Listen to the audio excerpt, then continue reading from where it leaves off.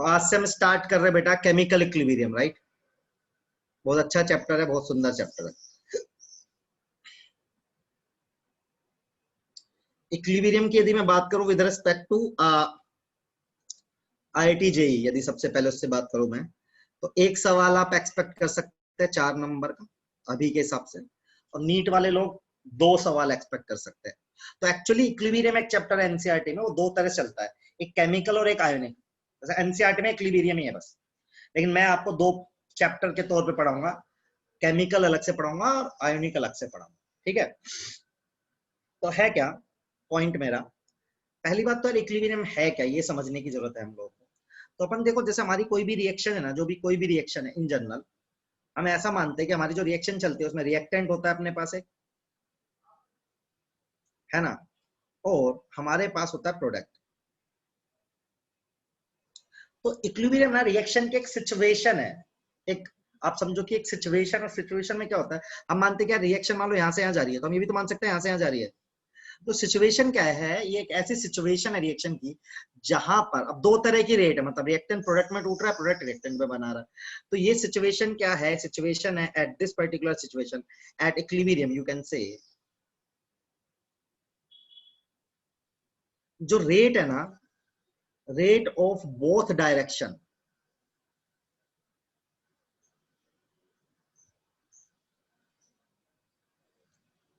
Will become equal. तो reaction की ऐसी सिचुएशन जहां पर फॉरवर्ड रेट बैकवर्ड रेट के बराबर हो जाए, वो कहलाता है बेटा इक्विलिब्रियम। वो सिचुएशन इक्विलिब्रियम कहलाती है। कैसे, थोड़ा सा अपन एग्जांपल लेते हैं। जैसे मान लो, सुनना एक बारी को, ऐसे ए है और बी है ना, ऐसे बन रही है रिएक्शन। तो मान लो आपने टी बराबर 0 पे, टी बराबर 0 मतलब बेटा जब रिएक्शन आपकी स्टार्ट हुई है ना, तो मान लो आपने इसके 8 मोल लिए, तो इनिशियली तो 0 रहेगा। टी बराबर इनफाइनाइट पे का कोई बताएगा, क्या बोलोगे सर रिएक्टेंट 0 हो जाएगा, प्रोडक्ट पूरा का पूरा बन जाएगा, क्योंकि इसके 1 मोल से कितना बनता है, ये 1 मोल, तो 8 से 8 बनेगा। इतना समझ में आता है सबको कि टी बराबर 0 पे आपने ए के 8 मोल लिए, तो बी के 0 होंगे बेटा, और जब फाइनल आप पहुंच जाओगे तो ए के 0 हो जाएंगे, बी के 8 हो जाएंगे। लेकिन मैं इसके कहीं बीच की बात कर रहा हूँ, टी बराबर इनफाइनाइट टाइम क्यों लग रहा है?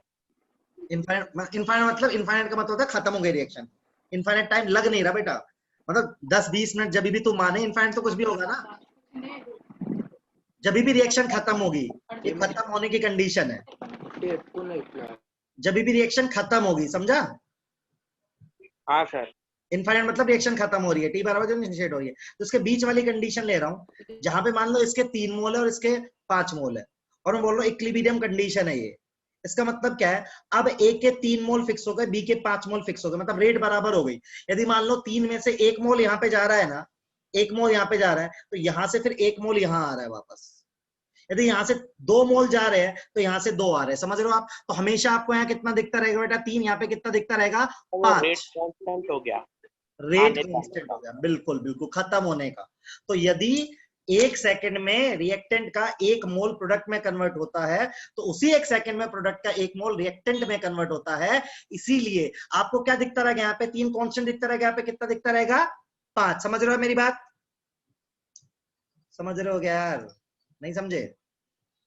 सर ऐसा किसी पर्टिकुलर अमाउंट ऑफ मोल के लिए होता है या किसी पे भी हो सकता है? नहीं, किसी पर्टिकुलर, ये टी बराबर टाइम पे होता है, मोल तो कुछ भी हो सकते हैं। हम कह हाँ रहे हैं हाँ। टी बराबर टी पर एक ऐसी सिचुएशन जनरेट हो जाए, अभी दिखा रहा हूं यशवंत, पहले इसको समझ ले।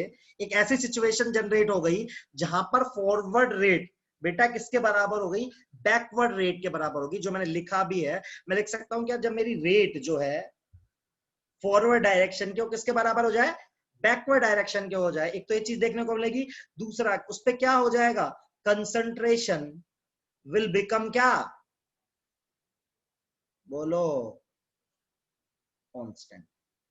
कंसंट्रेशन क्या हो जाएगा भाई, अब यदि हम कंसंट्रेशन के टर्म में देखें तो कंसंट्रेशन क्या हो जाएगा उस समय पे, कांस्टेंट हो जाएगा। इधर ए के 3 मोल फिक्स हो जाएंगे, उधर बी के 5 मोल फिक्स हो जाएंगे। समझ रहे हो नहीं समझ रहे हो आप? ये उसी तरह की बात है, जैसे मैं और तू सीढ़ी पे खड़े हुए हैं, हमारे दोनों के बीच में 5 सीढ़ी का अंतर है। कितने सीढ़ी का है, 5। तो यदि मैं एक चढ़ता हूं तो तू भी एक चढ़ता है, समझ रहे हो आप।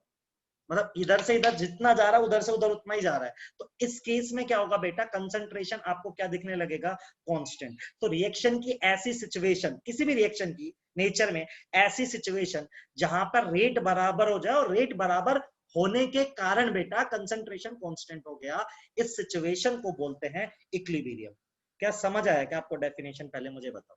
हाँ सर समझ आ गया। आ गया सर। आपके दिमाग में क्लियर हुआ क्या?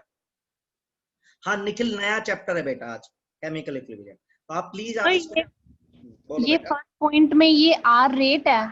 हाँ जी बेटा, रेट रेट रेट मतलब रेट मतलब कितना कंसंट्रेशन खत्म हो रहा है, रिएक्टेंट का कंसंट्रेशन खत्म होगा बेटा, प्रोडक्ट का बनेगा, है ना। तो रेट मतलब कितना कंसंट्रेशन चेंज आ रहा है विद रिस्पेक्ट टू टाइम। बन भी रहा है, ब्रेक भी हो रहा है, दोनों हो रहा है बेटा, बन भी रहा है ब्रेक भी हो रहा है, बन भी रहा है ब्रेक भी हो रहा है, और दोनों की रेट बराबर हो गई।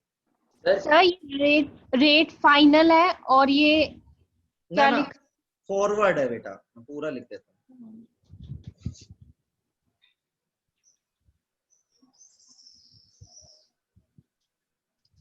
और सर जो सेकंड पॉइंट है कि कंसंट्रेशन विल बिकम कांस्टेंट, इसका मतलब इक्विलिब्रियम में जितनी प्रोडक्ट में है और जितनी रिएक्टेंट में जो कंसंट्रेशन है वो फिक्स रहेगी।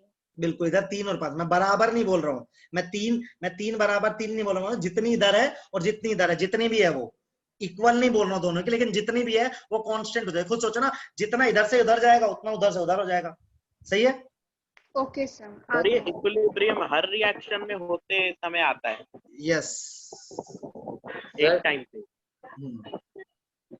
सर एक डाउट था कि मतलब जैसे कि वो रिएक्टर ने रिएक्शन की तो बॉन्ड बन गए उसके नए केमिकल के साथ, नए एलिमेंट के साथ, हाँ। तो सर वो बॉन्ड दोबारा टूट भी जाते हैं? टूट रहे ना बेटा, मैं इनफाइनाइट टाइम की बात थोड़ा ना कर रहा हूँ, मैं तो रिएक्शन के बीच की सिचुएशन की बात कर रहा हूँ।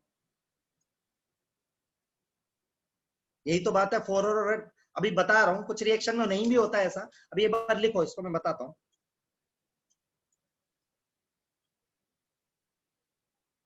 सर तो फिर इनफाइनाइट टाइम पे ऐसे क्या होता है कि वो मतलब वहीं पे रुक जाता है? बेटा इनफाइनाइट में तो पूरा रिएक्टेंट खत्म होकर प्रोडक्ट बन गया। ये सिचुएशन है बीच की, ये हमें दिखती नहीं है, ऐसा हमें दिखता थोड़ा ना है, ये हमें दिखता थोड़ा ना, तो हम इमेजिन करते हैं कि बीच में ऐसा हुआ होगा। हमें तो टी बराबर 0 दिखता है, फाइनल दिखता है, हमें इक्विलिब्रियम थोड़ा ना दिखता है। हाँ सर ठीक है सर, तो ये फिर हाइपोथेसिस है। वैसे इक्विलिब्रियम तुम देख भी सकते हो, एग्जांपल भी, जैसे मान लो एक बीकर है, उसमें तुम कोई सब्सटेंस डाल रहे हो रेड कलर का, तो रेड कलर डालते जा रहे हो डालते जा रहे हो डालते जा रहे हो डालते जा रहे हो, एक समय आएगा इंटेंसिटी कांस्टेंट हो जाएगी, आपको रेड कलर इक्वल दिखने लगेगा, फिर आप और डाल दोगे तो फिर और बढ़ जाएगी। तो एक पॉइंट ऐसा होगा जहां पे आपको कांस्टेंट दिखने लगेगा, वही सर बात यहाँ पे रेड वापस कलरलेस थोड़ी ना हो रहा है? नहीं, कलर लेस नहीं हो रहा, लेकिन इंटेंसिटी कांस्टेंट हो रही है, तो जो सब्सटेंस टूट के रेड कलर दे रहा है वो हो सकता है बन भी रहा हो। अच्छा सर ठीक है सर सेकंड पॉइंट में क्या लिखा है? कंसंट्रेशन विल बिकम कांस्टेंट, 3 और 5 जैसे कांस्टेंट हो गए थे ना बेटा, वैसे।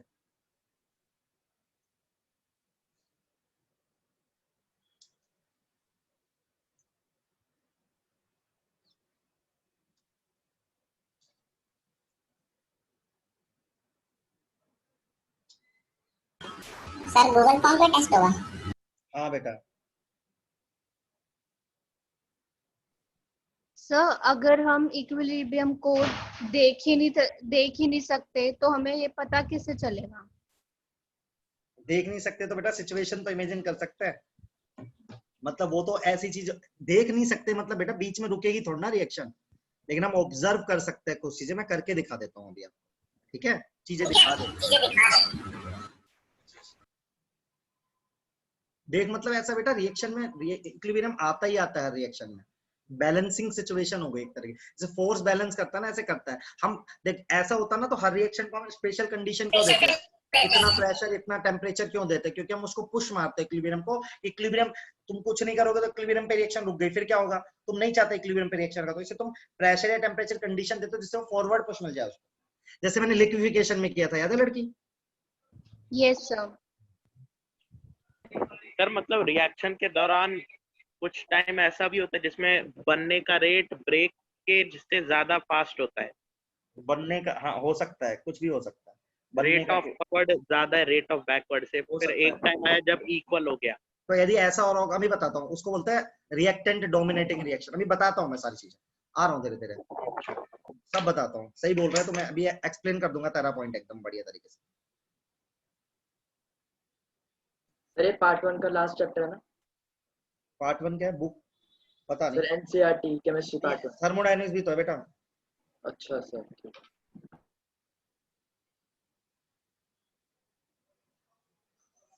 इतना लिख लिया सब लोगों ने?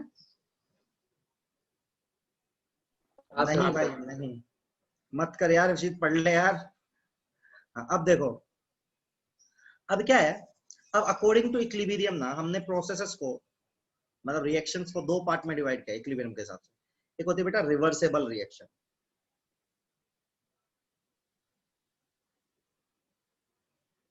और एक होती है हमारे पास irreversible reaction.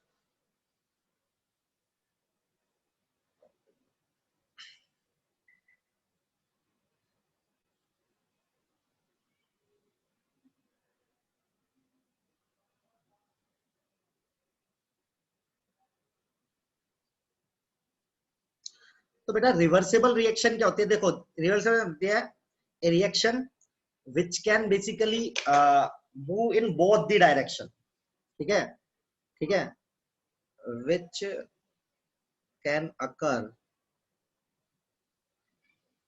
in both direction,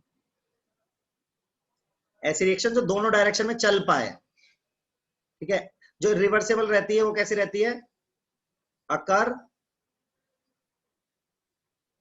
only in one direction।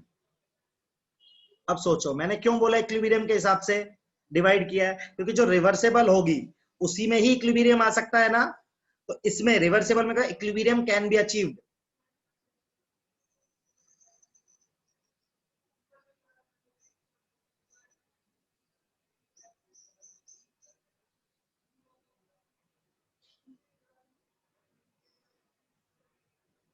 इसमें क्या होगा बेटा? Equilibrium can not be achieved, क्योंकि ये डायरेक्शन में चल रही है ये।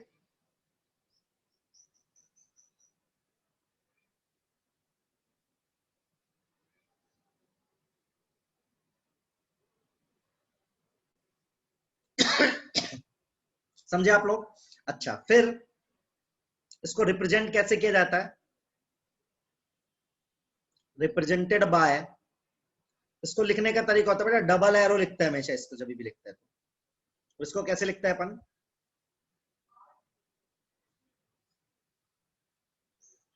सिंगल एरो बेटा। अब देखो इसको ना, ये वाली जो रिवर्सेबल रिएक्शन है generally occur in open sorry close container.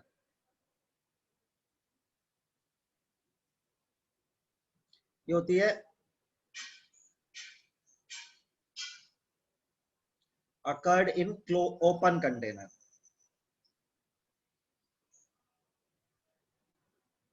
जैसे मैं आपको एक एग्जांपल देता हूं, सुनो। आपने एक ओपन कंटेनर लिया और आपने CaCO3 को हीट मार दिया,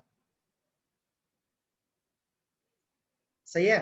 अब आपने ओपन कंटेनर लिया तो ये गैस है ना, ये गैस तो उड़ जाएगी। अब यदि यही उड़ गया तो क्या रिएक्शन ये कभी बैकवर्ड चल पाएगी क्या? सोचो, अरे समझे? नहीं यार हाँ सर। सोचो, यदि आपने इसको उड़ा दिया, आपने इसको ओपन कंटेनर में करा दिया तो ये उड़ गई गैस, उड़ गई तो भाई ये वैसे तो रिवर्सेबल थी, लेकिन ओपन कंटेनर में कराने की वजह से CO2 गैस तो उड़ गई, और यदि CO2 गैस हो गई तो कभी ये रिवर्स, अब ये चाहकर भी कभी रिवर्स नहीं चल पाएगा। समझ रहे हैं? अगर हमने एक्सटर्नली CO2 प्रोवाइड कर दी तो हो जाएगा रिवर्स। एक्सटर्नली नहीं प्रोवाइड करते ना, अरे तो गड़बड़ है, वो तो फिर सिचुएशन ही लग गई, वो तो फिर नई रिएक्शन होगी मेरे लिए, सही है, तो अलग केस हो गया ना। तो इक्विलिब्रियम, हाँ सारी केमिकल रिएक्शन इरिवर्सिबल नहीं, कुछ परमानेंटली इरिवर्सिबल भी होते हैं, कुछ परमानेंटली भी इरिवर्सिबल होती है। मैं बताऊंगा अभी कौन सी होती है। मतलब वो प्रोडक्ट बने वही वापस से रिएक्टेंट्स में कन्वर्ट हो जाएंगे रिवर्सेबल। हाँ हाँ बिल्कुल, ठीक है। डिस्प्लेसमेंट रिएक्शन तो नहीं होती होगी ना? नहीं, कुछ रिएक्शंस नहीं होते, भी बताता हूँ अभी, मैं बता दूंगा कौन कौन सी रिएक्शंस रिवर्सेबल नहीं होती। लेकिन इक्विलिब्रियम के हिसाब से हमने रिएक्शंस को दो पार्ट में डिवाइड करा है, एक रिवर्सेबल और एक इरिवर्सेबल। आपके बोर्ड में ना इसका अंतर लिखने को आ जाता है। विश्वजीत क्या करेगा जान के यार, पढ़ाई कर विश्वजीत, ठीक है। चलो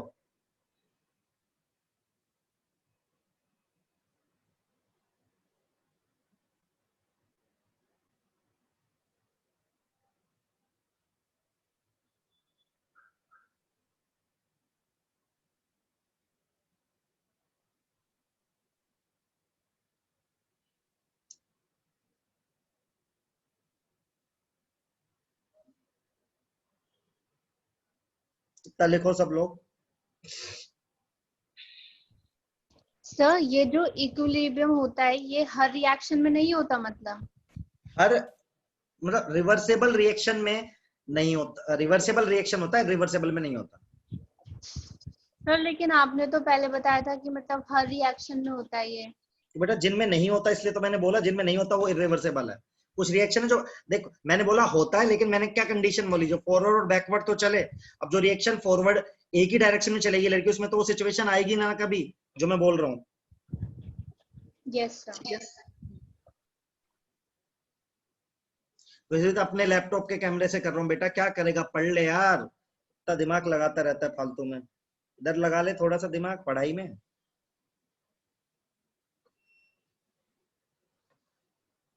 इसको लिखो सब लोग।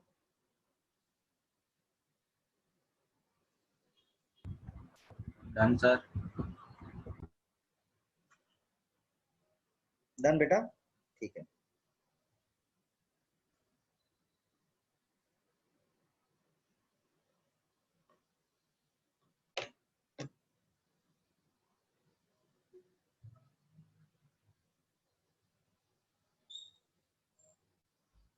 अब एग्जांपल्स। लास्ट वाला एक पॉइंट समझाना है क्या? बेटा क्लोज कंटेनर में होती है और रिवर्सेबल होती है, मतलब कोई रिएक्शन है वो रिवर्सेबल भी है, लेकिन तुमने ओपन कंटेनर में करा दी तो रिवर्सेबल हो जाएगी, क्योंकि कोई कोई गैसेस प्रोडक्ट बना, गैसेस प्रोडक्ट उड़ गया तो वो है ही नहीं, तो बैकवर्ड जाना उसके लिए इम्पॉसिबल हो जाएगा। अच्छा, मतलब कोई रिएक्शन कंडीशंस पे डिपेंड करती है कि वो रिवर्सेबल होगी या नहीं। ये भी हो सकता है, यदि आप कोई रिवर्सेबल रिएक्शन है आपने उसको ओपन कंटेनर में कर दिया तो वो इरिवर्सेबल हो जाएगी बेटा। हाँ हाँ।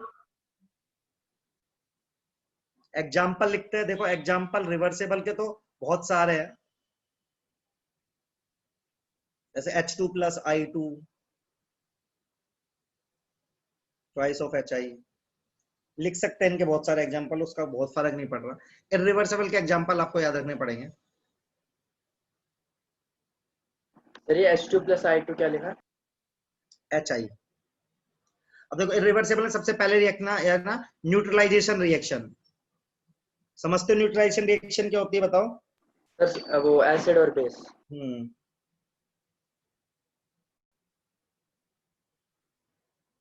जैसे आप कोई भी एग्जांपल ले लो, हमेशा इरिवर्सेबल होती है, चाहे कहीं पे भी कराओ, ओपन में कराओ चाहे क्लोज में कराओ, दीज आर इरिवर्सेबल रिएक्शंस। और एक होती है पीपीटी रिएक्शन, पीपीटी से मतलब प्रेसिपिटेट, हाँ सर। वो भी हमेशा इरिवर्सेबल होती है। सर जिनमें हीट रिलीज होती है वो होती है? नहीं, हीट से रिलेशन नहीं है बेटा, ये जो मैं दो चीजें बता रहा हूँ ना, these reactions are always irreversible. जैसे AgCl बनेगा यहाँ पे, पीपीटी बनेगा, PPT is the most unreactive form, paste बन जाता है फिर वो रिएक्ट ही नहीं करता, ऐसे डाउनवर्ड एरो से दिखाते हैं पीपीटी को, ये पीपीटी का सिंबल है। तो यदि पीपीटी बन गया किसी रिएक्शन प्रोडक्ट में तो वो भी इरिवर्सेबल होगी। तो न्यूट्रलाइजेशन और precipitate reactions are always irreversible. इसके अलावा मैक्सिमम रिएक्शंस आर रिवर्सेबल यदि आप उनको, अब कंटेनर पे डिपेंड करेगा आपने कहाँ कराई है, ओपन में कराई है क्लोज में कराई। Sir decomposition. हाँ डिकम्पोजिशन भी, अब तुम डिकम्पोज किया, वो CaCO3 का जो डिकम्पोजिशन था बेटा, CO + CO2 में डिकम्पोजिशन रिएक्शन ही तो थी वो। सर किसी में मतलब जो सब्सटेंस होता है वो रिकवर ही नहीं कर पाते, तो उसमें तो नहीं आएगा ना? बेटा वही कंडीशन है, पूरा रिकवर होना चाहिए ना, उड़ गया बाहर तो फिर तो नहीं रिवर्सेबल हो पाएगी। और सर डिस्प्लेसमेंट भी पीपीटी होगी ना? डिस्प्लेसमेंट हो रहा है यदि पीपीटी बना उसमें तो रिवर्सेबल, नहीं बना तो फिर वो रिवर्सेबल है। सर वो Fe वाली भी? हाँ हाँ। सर वो रिवर्सिबल होती है? कौन सी? वो FeSO4 नहीं CuSO4 + Fe वाली। हाँ हो जाएगी रिवर्सेबल, कोई दिक्कत नहीं है, लेकिन उसके लिए फिर हमें एक्सटर्नल सोर्स करना पड़ता है, क्योंकि वोल्टेज वो थोड़ा अलग हो जाएगा, अभी उसको डिस्कशन पे छोड़ते हैं, हो जाएगी वो भी, कोई दिक्कत नहीं, हो जाती है। तुम्हें नहीं समझ में आएगा अभी क्योंकि तुमने खाली वो पढ़ा हुआ है, उसमें वोल्टेज डालने पड़ेंगे, हो जाएगी।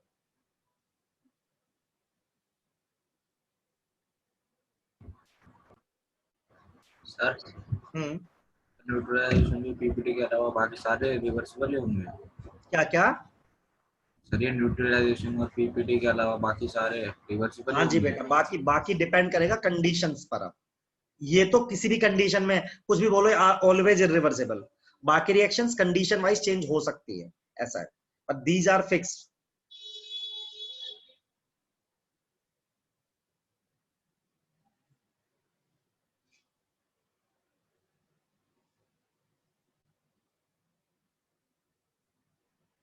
सर कंबस्टन रिएक्शंस भी तो इरिवर्सिबल ही होती हैं।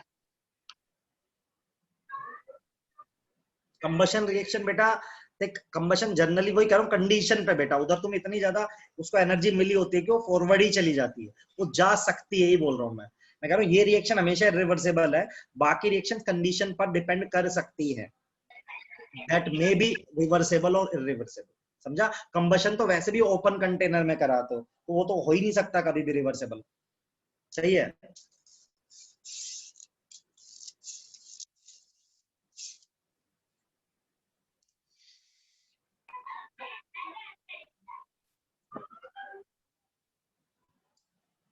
क्लोज्ड में करेंगे तो कंबस्टन रिएक्शंस भी हो सकती है। हो सकती रिवर्स। है, हो सकती है। अच्छा, बाकी कंडीशन पे डिपेंड करेगा बेटा। मेरे को तो एक रिएक्शन की एक ऐसी सिचुएशन लानी है जहां पे फॉरवर्ड रेट और बैकवर्ड रेट बराबर हो जाए, तो मैं कंडीशन चेंज करके ऐसा कर दूंगा, समझ रहा है। कंडीशन मतलब प्रेशर टेम्परेचर की कंडीशन खुद सेट करके। हाँ सर।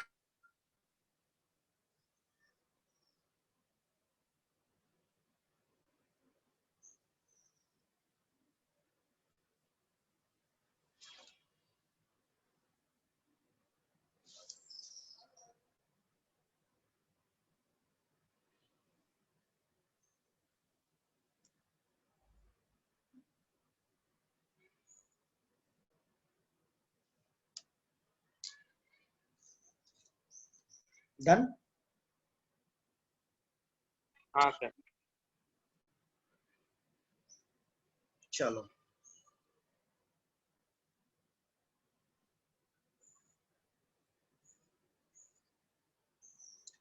अब हम इसमें एक चीज पढ़ेंगे बेटा, that is known as law of mass action.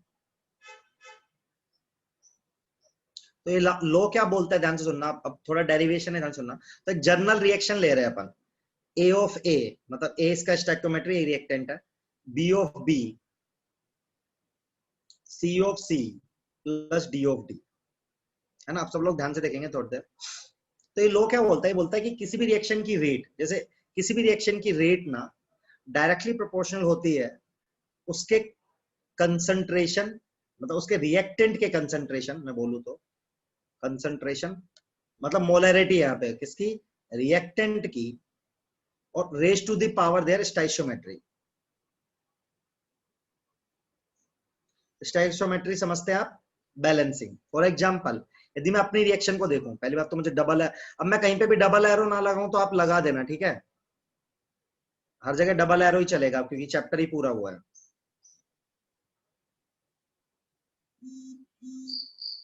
तो देखो यदि मान लो मैं फॉरवर्ड रिएक्शन की रेट लिखता हूं आर फॉरवर्ड, तो कौन कौन रिएक्टेंट है कोई बताएगा मुझे, ए और बी है ना।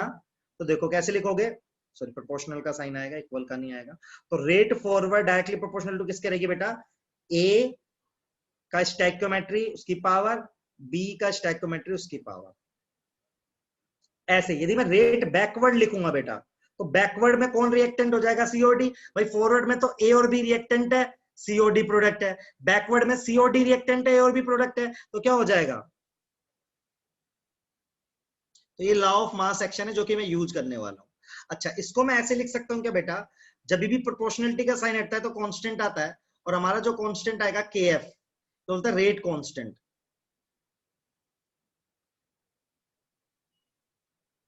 तो आ जाएगा A of A, B of B. Sir यहाँ ए क्यों लिया है, कौन सा है, ए की पावर वो फिर स्टोइकियोमेट्री बेटा ये देख, rate is directly proportional to concentration of reactant. यदि तू फॉरवर्ड डायरेक्शन की बात करेगा तो कौन रिएक्टेंट है, ए और बी तो रिएक्टेंट है, तो ए का कंसंट्रेशन और उसकी स्टोइकियोमेट्री मतलब उसकी बैलेंसिंग पावर चढ़ा देना। मतलब यहाँ पे मतलब मोलैरिटी या मोलैलिटी आएगी, मोलैरिटी आएगी हमेशा, मोलैरिटी। हाँ मोलैरिटी। हाँ ऐसे आप आरबी का हटाओगे तो C of C D of D. इतना लिख के देखो, समझ के देखो, यदि नहीं आ रहा है तो पूछो। अभी मैंने इस रिएक्शन को just law of mass action apply किया है। लॉ ऑफ मास एक्शन क्या बोलता है? किसी भी रिएक्शन की रेट उसके रिएक्टेंट के कंसंट्रेशन के डायरेक्टली प्रोपोर्शनल रहेगी और raise to the power their stoichiometry. तो यदि मैं फॉरवर्ड डायरेक्शन की बात करूं, फॉरवर्ड डायरेक्शन की बात करूं तो ए और बी मेरे रिएक्टेंट है, और बैकवर्ड डायरेक्शन की बात करूं तो मेरे सी और डी रिएक्टेंट है। सर ये सारे रिपीट कर सकते हो, मैं डिस्कनेक्ट हो गया। क्या बोल रहा बेटा? सर ये सारे एक बार रिपीट कर सकते हो, मैं डिस्कनेक्ट हो बिल्कुल गया। कर सकता हूं। देखो मैंने कहा एक लॉ ऑफ मास एक्शन था, this is law of mass action. ये क्या बोलता है बेटा? किसी भी रिएक्शन की जो रेट है that is directly proportional to the concentration, मतलब molarity of reactant raise to the power their stoichiometry. तो यदि फॉरवर्ड डायरेक्शन देखो तो ए और बी रिएक्ट कर रहे हैं, तो मैंने लिखा रेट जो फॉरवर्ड की होगी वो डायरेक्टली प्रोपोर्शनल होगी ए के कंसंट्रेशन के और बी के कंसंट्रेशन से raise to the power their stoichiometry. ऐसे ही यदि बैकवर्ड डायरेक्शन बात करूंगा तो सी और डी रिएक्टेंट है तो ये आ जाएगा। फिर प्रोपोर्शनलिटी का साइन हटाया तो कांस्टेंट लगाया, तो रेट कांस्टेंट है। ठीक है? हाँ सर। एक बार इतना लिख के देखो सब लोग।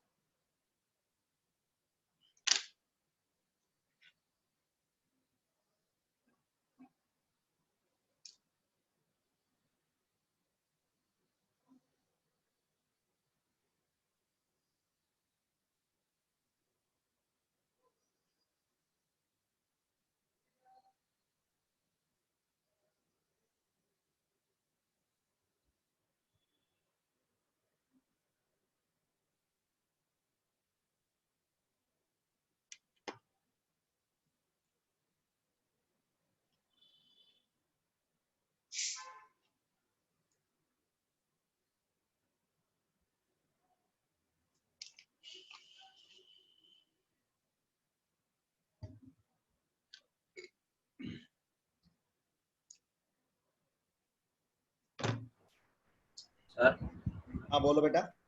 सर रेट कांस्टेंट की कोई वैल्यू होती है? हाँ जी, कांस्टेंट होता है, वैल्यू होती है। Okay sir. ठीक है, एक्चुअल न्यूमेरिकल वैल्यू होती है। और अभी तो हम जनरल डिफाइन। सर ये आर रेट है ना? हाँ जी बेटा, आर रेट है। तो सर इसकी यूनिट मतलब मोल पर सेकंड समथिंग लाइक। बिल्कुल।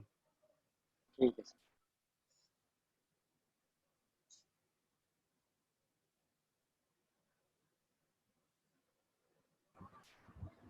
डन सर, हो गया। हो गया, चलो अब ना एट इक्विलिब्रियम की बात करते हैं बेटा।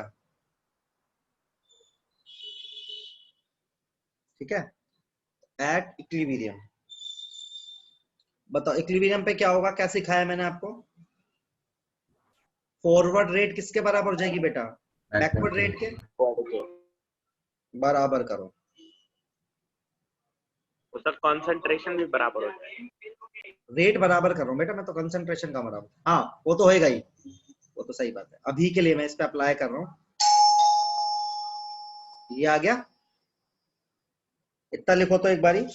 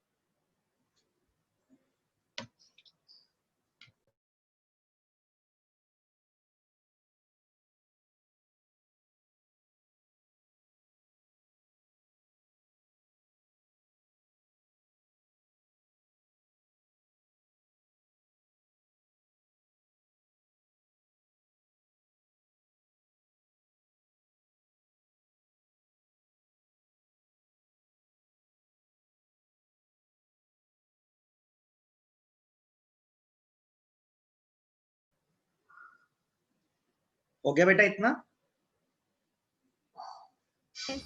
हाँ सर। हाँ सर, हो गया। आगे बढ़ाते डेरिवेशन को, देखो अपने रिजल्ट्स आने लगेंगे अब। So what is the now this kf a की पावर a b की पावर b kb c की पावर c d की पावर d।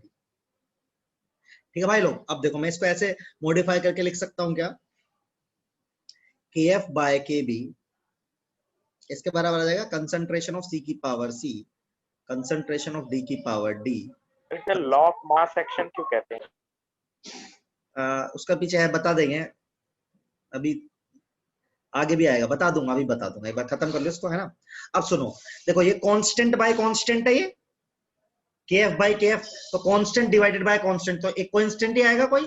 इस कांस्टेंट को बोलते हैं इक्विलिब्रियम कांस्टेंट, ये जो नया आया k इक्विलिब्रियम, ये बोलते हैं अपन इक्विलिब्रियम कांस्टेंट। तो यहां से हमारे इक्विलिब्रियम कांस्टेंट की वैल्यू कितनी आ गई बेटा, कंसंट्रेशन ऑफ c की power c concentration of d की power d concentration of a की पावर a कंसंट्रेशन। कांस्टेंट बराबर नहीं हो जाएंगे?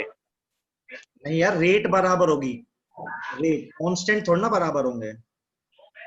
अच्छा, फॉरवर्ड और बैकवर्ड वाले कांस्टेंट अलग रहते हैं। हाँ हाँ हाँ।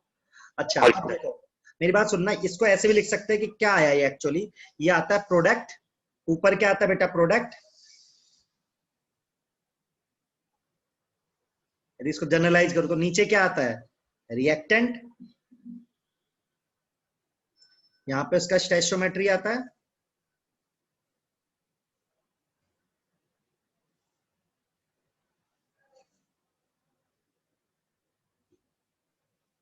सही है। तो ये इक्विलिब्रियम कांस्टेंट मैंने डिफाइन करा है सबसे पहले, तो सब लोग ये लिखेंगे सबसे पहले इक्विलिब्रियम। हाँ बोलो सर, इसमें दो से ज्यादा प्रोडक्ट और रिएक्टेंट भी लिख सकते हैं? हाँ लिख सकते हैं, जनरलाइज इसलिए तो करा, प्रोडक्ट बाय रिएक्टेंट इसलिए तो जनरलाइज करा। सर तो पावर मल्टीप्लाई या ऐड कुछ होगी? नहीं बेटा, पावर क्यों, पावर जिसका जिसका स्टाइकोमेट्री है सबका लिखते जा, स्टाइकोमेट्री को पावर में चढ़ाना है, ऐड कहां से हो जाएगी पावर, सोचना। सही है, कांस्टेंट की वैल्यू सेम ही रहती है हर हाँ, हर सर। किसके लिए? किसकी वैल्यू, किसकी वैल्यू, फॉरवर्ड और बैकवर्ड रेट ऑफ कांस्टेंट के लिए इक्वल रहती है। मतलब उसकी न्यूमेरिकल वैल्यू जो होती है रेट कांस्टेंट की। हाँ, किसके क्या बोल रहा है, kf kb के बराबर होगा, नहीं यार, नहीं, उनकी जो न्यूमेरिकल वैल्यू है वो सेम रहती है हर बार। हर बार रिएक्शन टू रिएक्शन चेंज हो जाएगी ना बेटा वो तो। अच्छा अभी तो इक्विलिब्रियम कांस्टेंट भी हर रिएक्शन का अलग अलग ही होगा ना। अच्छा अच्छा, ठीक है।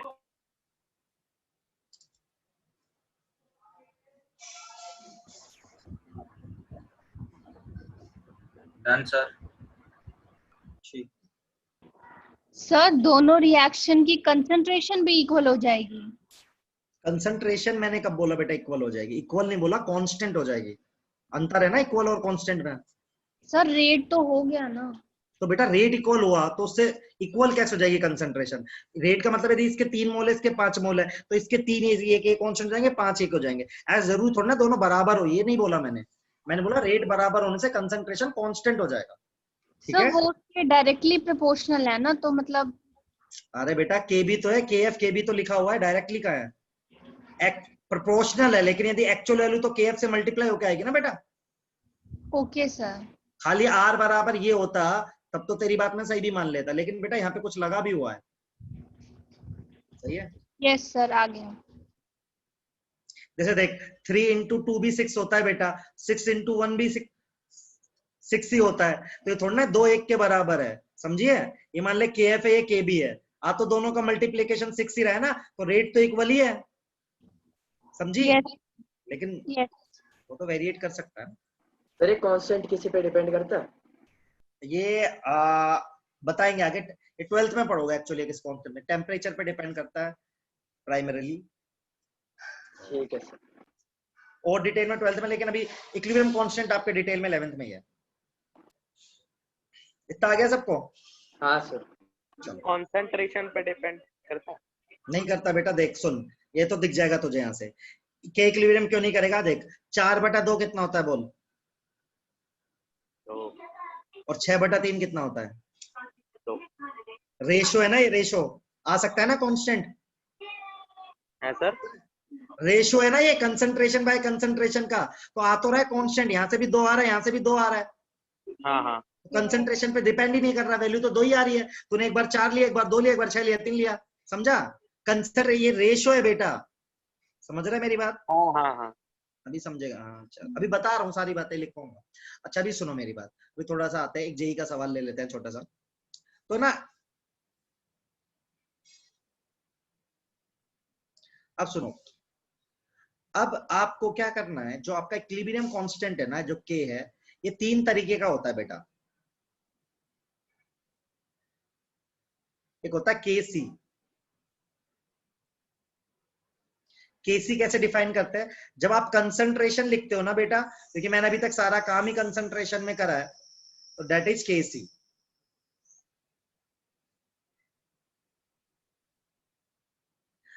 आप जब चीजें, आप कंसंट्रेशन की जगह प्रेशर में भी तो डिफाइन कर सकते हो, सही नहीं है क्या? तो जब प्रेशर में डिफाइन करोगे तो बेटा बन जाता है केपी। समझ रहे हो क्या यार? सर, पर मास एक्शन वाला जो अभी हमने लॉ पढ़ा वो तो कंसंट्रेशन पे डिफाइंड था ना। देखो देखो एक बार सुनो बेटा, पीवी बराबर एनआरटी पढ़ा है बेटा? सही है, कर देता हूँ अच्छे से कर। पीवी बराबर एनआरटी पढ़ा है कि नहीं पढ़ा? हाँ तो कर दे कम से कम। हाँ तो देख, पीवी बराबर एनआरटी पढ़ा है, तो देख अब पी बराबर का n by V R T. सही है? विश्वजीत बंद करो यार अपना, है ना?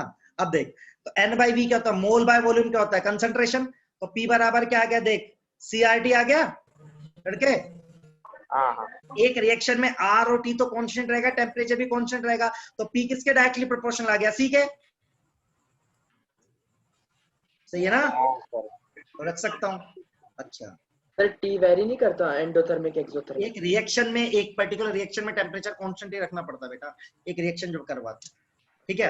अच्छा, एक होता है के एक्स। एक्स की क्या पढ़ाया था, याद है क्या किसी को? मोल फ्रैक्शन याद है? Mole fraction. तो मोल फ्रैक्शन टर्म में भी हम डिफाइन कर सकते हैं, तो इसको बोलते हैं के एक्स। तो 3 तरह से हम के इक्विलिब्रियम को डील करेंगे। आईआईटी का सवाल या नीट का सवाल, क्या है ये भी बता दो। मोल फ्रैक्शन, क्या क्या?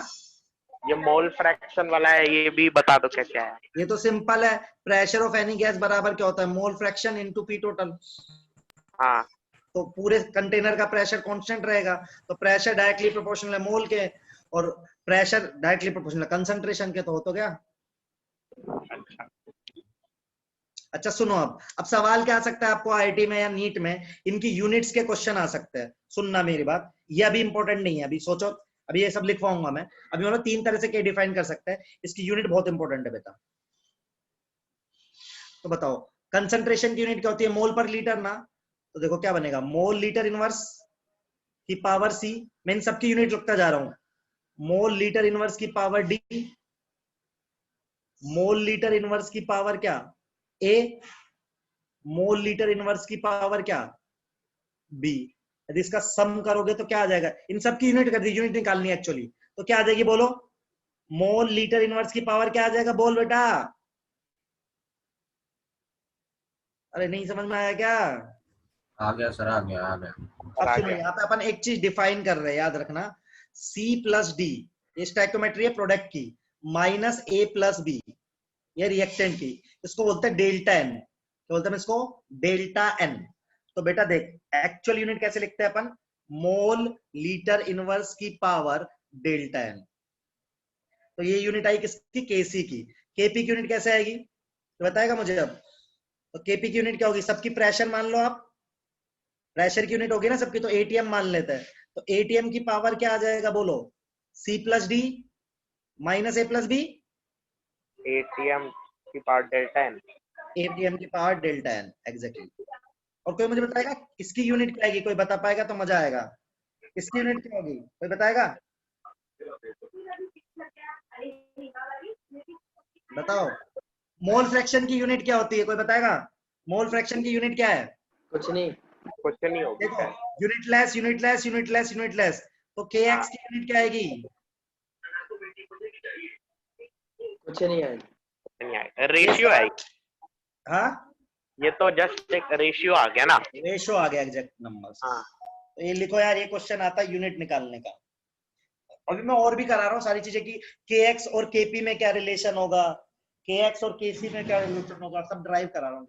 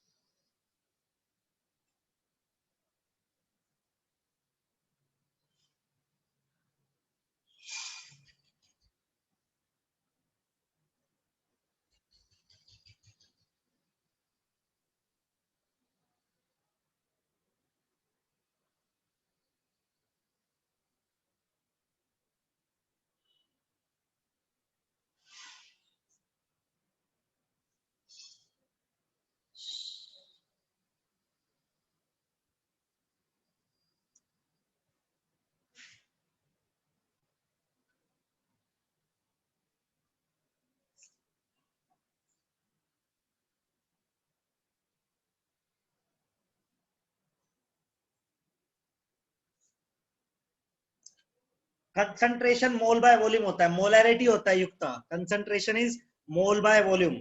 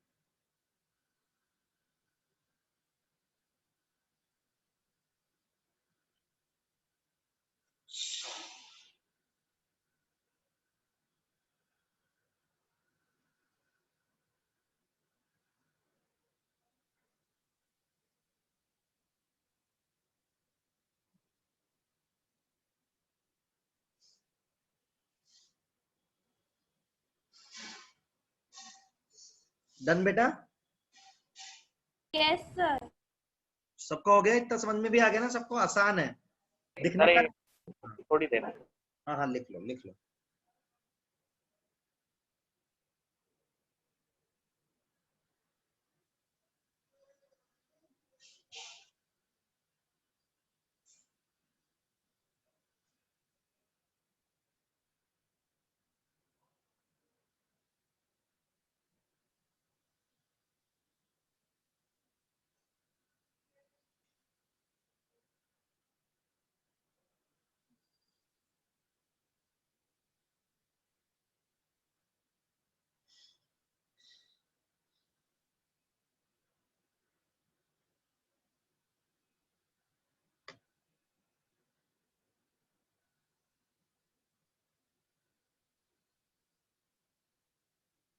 हो गया। हो गया? चलो जी सर। तो आगे बढ़ सकता हूं ना। चलो अब हम क्या ड्राइव करेंगे, हम देख रहे हैं हमने 3 के पढ़ लिए, तो हम अब ड्राइव करना चाहते हैं रिलेशन बिटवीन केपी एंड केसी। मैं रिलेशन बताना केपी और केसी में क्या रिलेशन हो सकता है। तो देखो कैसे करेंगे। केपी क्या डिफाइन कर रहा है, सबसे पहले वो लिख लो आप। आपने केपी डिफाइन करा है बेटा, प्रेशर ऑफ सी की power C, pressure of D की power D, pressure of A की power A, pressure of B की पावर बी। ठीक है यार। अच्छा अब सबने पढ़ा है पीवी बराबर एनआरटी, मैं वो यूज करूंगा जो मैंने थोड़ी देर पहले लिखा था। तो प्रेशर को क्या लिख सकते हो, n by V into R T, और एन बाय वी क्या होता है, मोलैरिटी मतलब कंसंट्रेशन। तो पी बराबर क्या लिख सकते हैं बेटा, सी आर टी। तो देखो यदि मुझे प्रेशर ऑफ ए लिखना है तो प्रेशर ऑफ ए क्या होगा बोलो, concentration of A into R T, है कि नहीं है। प्रेशर ऑफ बी लिखना है तो क्या होगा, concentration of B into R T. Pressure of C लिखना है तो क्या होगा, concentration of C into R T. Pressure of D लिखना है तो क्या होगा बेटा, concentration of D into R T by this relation. तो इनकी वैल्यू इसमें सब्स्टिट्यूट कर देते हैं, ठीक है। तो कर रहे हैं, तो केपी बराबर, तो पीसी की जगह क्या पुट कर सकता हूं, कंसंट्रेशन ऑफ सी की पावर सी, आर टी की power C. Pressure of D की जगह क्या पुट कर सकता हूं, कंसंट्रेशन ऑफ डी की पावर डी, आर टी की power D. Pressure of A की जगह क्या लिख सकता हूं, pressure concentration of A, R T की पावर ए। ऐसे ही कंसंट्रेशन ऑफ बी की पावर बी, आर टी की पावर बी। तो इसको कैसे लिख सकता हूं मैं, देखो सब लोग, केपी बराबर ऐसे लिख सकता हूं, कंसंट्रेशन ऑफ सी की power C, concentration of D की power D, concentration of A की power A, concentration of B की पावर बी, और आर टी की पावर क्या आ गया है देखोगे तो आप, C plus D minus A plus B. आ जाओ, तो केपी देखो ये क्या बन गया, देखो ये क्या बन गया, कोई बताएगा ये क्या है, क्या है ये, अरे बोलो। ये इक्वल ए सी है ना, ये क्या आ गया, आर टी की पावर, और क्या आ गया हमारे पास, डेल्टा है। देखो रिलेशन आ, केपी और केसी में क्या आ गया हमारे पास, एक रिलेशन हमने ड्राइव कर लिया। देखो करके आपसे हो पा रहा है क्या, सब लोग अपने से करके देखो। बस एक छोटी सी यूज करिए, रिलेशन आ गया।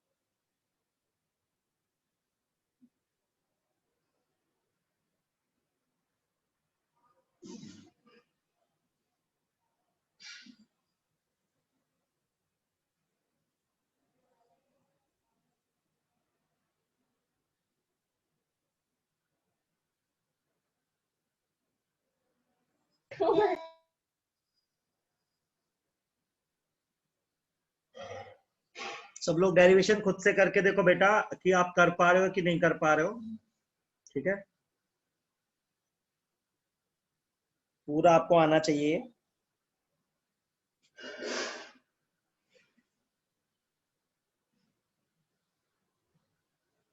क्लास खत्म।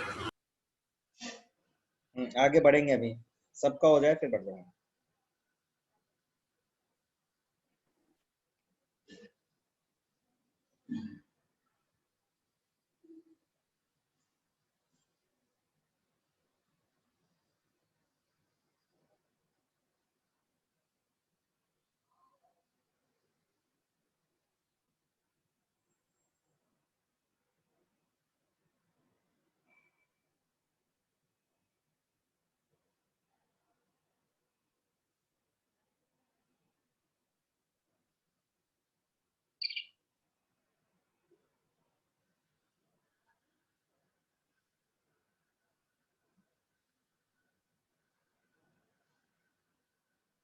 हो गया सबका?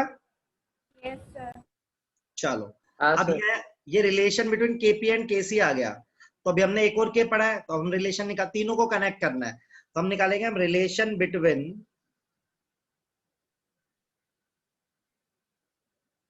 केपी एंड के एक्स। ठीक है भाई लोग, फिर से देखो। तो देखो हमने कहा यार केपी क्या है हमारा, फिर से डिफाइन करा। सो केपी इज नथिंग, ठीक है, प्रेशर ऑफ सी की power C, pressure of D की power D, pressure of A की power A, pressure of B की पावर बी। ठीक है भाई। अच्छा जी, अब हमने कहा Dalton's law of partial pressure पढ़ा है सबने। तो पी ऑफ ए को क्या लिख सकते हो बताओ? X of A into P total. P of B को क्या लिख सकते हो बोलो? लिख सकते हो कि नहीं लिख सकते हो? ये तो पढ़ा है मैंने ही। तो हाँ बस सर याद। कुछ नहीं करना है, इसको कहां पे सब्स्टिट्यूट कर दो?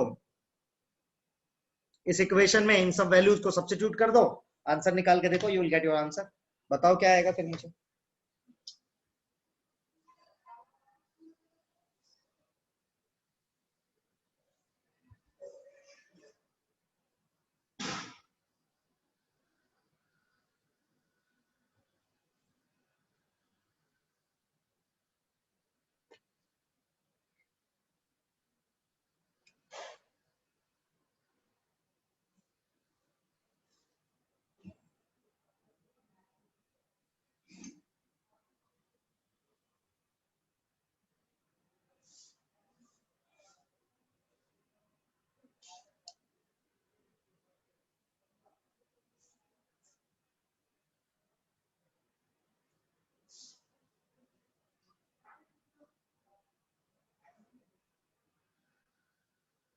आगे आंसर आप लोग के? हाँ पीटी सेम होगा ना, टोटल प्रेशर, एक ही कंटेनर में रिएक्शन हो रही है, तो उस कंटेनर का जो टोटल प्रेशर होगा वही पीटी है बेटा।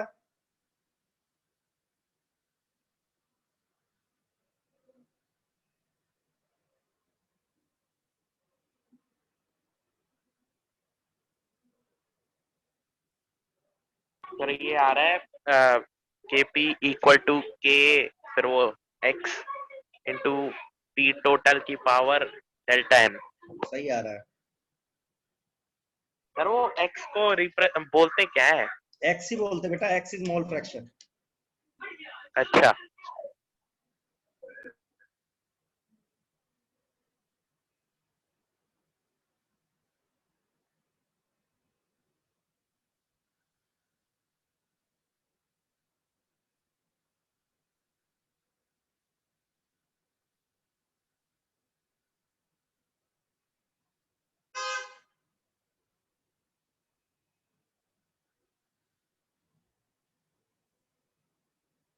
Sir K X P T की पावर डेल्टा एन आ रहा है। Exactly, so relation is kx equals to, sorry, K P.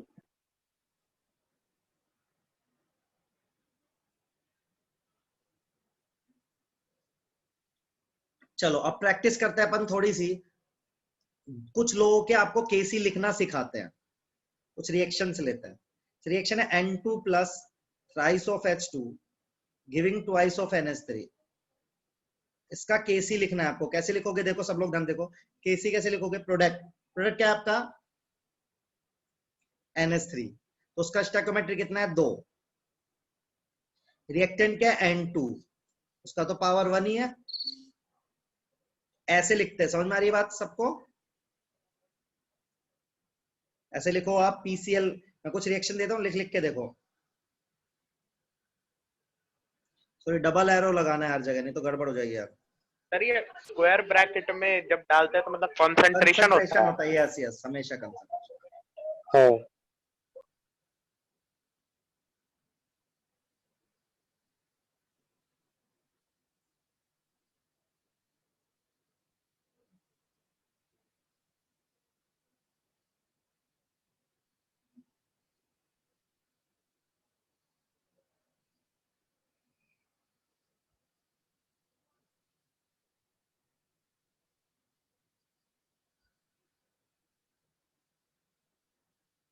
Sir अगर हम मोल फ्रैक्शन से करना चाहें तो कैसे करेंगे? मोल फ्रैक्शन से बताऊंगा, अभी पहले केस ही लिख, धीरे धीरे बताऊंगा सब कुछ, ठीक है? अभी खाली केस ही लिखना है, अभी आ रहा हूँ, सब पे आऊंगा धीरे धीरे। आसान होता, कुछ नहीं करना होता, बता दूंगा। तो एग्जैक्ट वैल्यू कैसे आती है? क्या एग्जैक्ट वैल्यू तो निकालना सिखाऊंगा, वही न्यूमेरिकल होता है। रुक जा, भी आ रहा हूँ। एग्जैक्ट वैल्यू ना वही न्यूमेरिकल होता है, वही सीखना है, आता है अभी।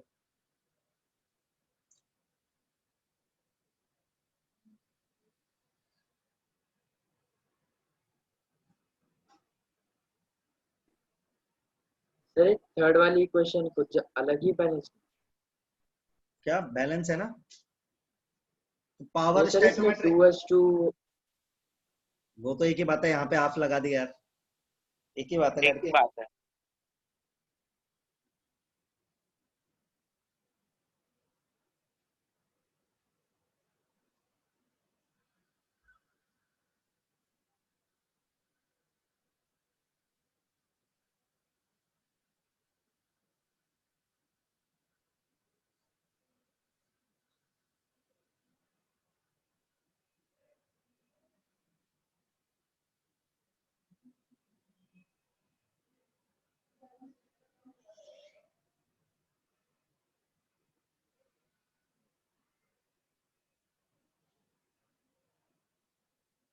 सर ये फोर्थ वाली भी रिवर्सिबल है ना?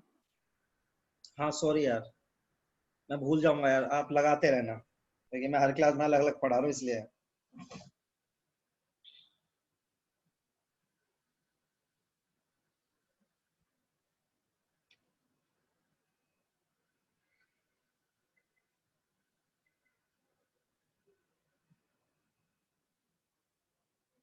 Done sir. मतलब ऐसे आ जाए तो पहले हम रिएक्शन को बैलेंस करेंगे। नहीं बैलेंस नहीं करेंगे, हमेशा बैलेंस इक्वेशन गिवन होगी, बैलेंसिंग चेंज होते तो गड़बड़ हो जाएगा। हाँ। बैलेंसिंग गिवन ही होगी हमेशा।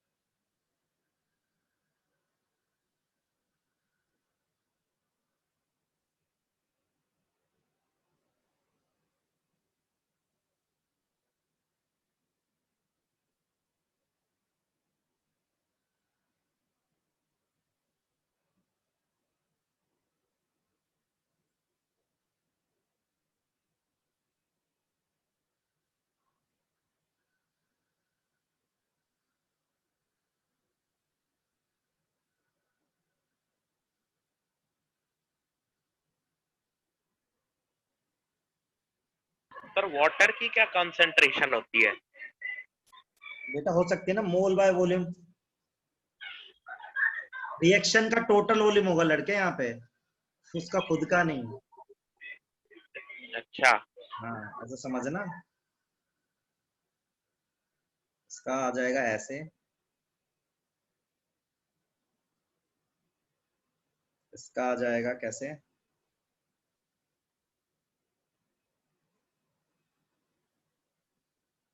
खाली वही नहीं है ना तेरे पास, इसका आ जाएगा ऐसे। सबको लिखना आया कि नहीं आया बताओ मुझे। आ गया सर।